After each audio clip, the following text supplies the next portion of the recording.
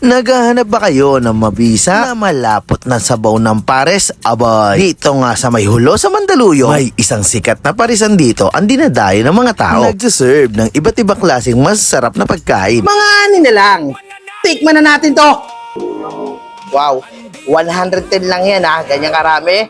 May kasama ng isang rice yan. Grabe ganito kalapot yan oh. Para siyang gravy yung sabaw. Kuha natin. Panalo. Malasa yung sabaw. Tapa. Malambot. Madidi na siyang yung mga paano niya, laman niya. Ano, sarap yung pag ginaganyan.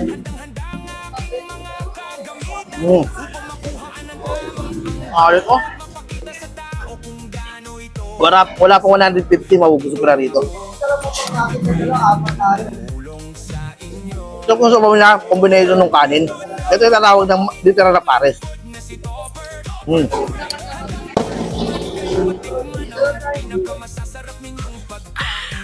Kakaibang sahog ng pares, meron siyang tumbong dito for 110 pesos. Ganyan siya karami. Grabe talaga yung sabaw niya rito. Muna natin kung tumbong tong kung malinis yung tumbong nila.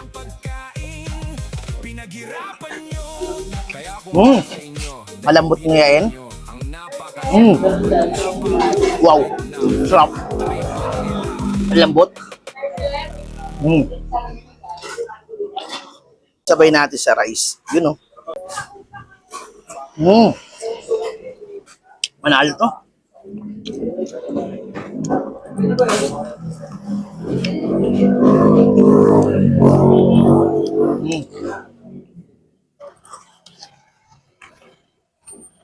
At meron sila rito Angus beef. Grabe yan. Ito mga Angus beef, naano ko lang sa mga restaurant to. For 155 pesos na may kasama ng isang rice yan. Bango? Wala.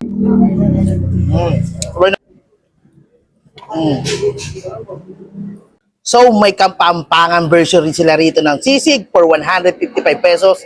Ganyan siya karami. Ang ginamit dito, maskara ng baboy.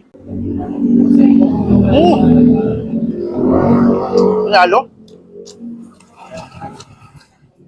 Hindi mo na kailangan pumunta ng Pampanga. Dito sa ulo meron na.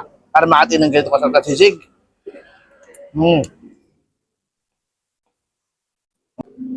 Open pala sila rito ng 24/7. Kahit umulan o pumamagyo, gusto mong kumain ng masarap na pares, puntahan nyo sila. Kung gusto nyo magpa-deliver sa online, chat nyo lang po sa page sila. And meron din sila sa mga delivery app store. And ito yung sariling version ng dinakdakan dito na ganyan karami. Wow. Para siyang Ilocano style. 155 pesos, ganyan siya karami. Gano? May pagka-smoky.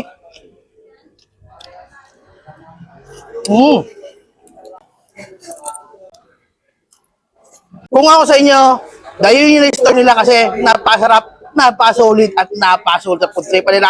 Kung gusto makatikim na malapot na pares, ito recommended ko sa inyo.